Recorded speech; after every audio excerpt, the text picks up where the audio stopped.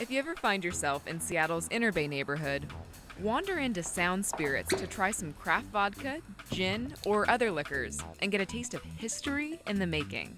We're Seattle's first distillery since Prohibition. In 1916, Washington became a dry state. That was 3 years before the 18th Amendment made Prohibition the law of the land. Of course, if you knew the right channels, there were ways to get a drink. And that kept law enforcement busy, rounding up illegal stills.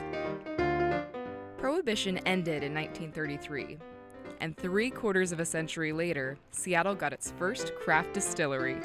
There was one other distillery that started up right after Prohibition, but they didn't last but a few years and they shut down.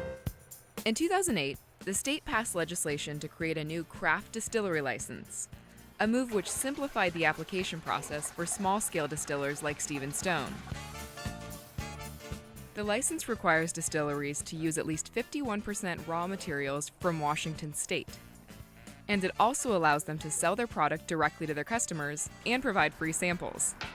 That's a big benefit because people love to try before they buy, especially with a product that they have never heard of before. As a full-time aerospace engineer for Boeing, Stephen jokes that he does rocket science by day and rocket fuel by night. Engineers love to solve problems, and Lord knows there's a lot of problems in starting a business. Mechanical know-how has been invaluable to building the distillery. The inspiration to build a business came while studying for an MBA at the University of Washington's Foster School. And decided that there's a lot about the world that would be explained by learning more about the business side of things, and would also help me be a better engineer for Boeing. I had no idea that there was some entrepreneurship genes in me. Stephen noticed a trend across the country.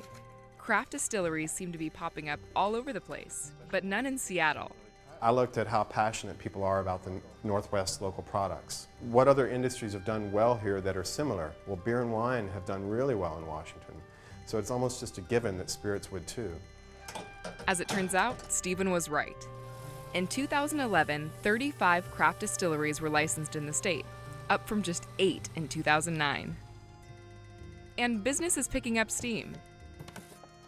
The hours are long and the work is hard, but at the end of the day, it's all worth it. There's an art meets science aspect of it that the creation and the making of it it's a wonderful thing to me. The way that people respond to the flavors that we work so hard to do well is really rewarding.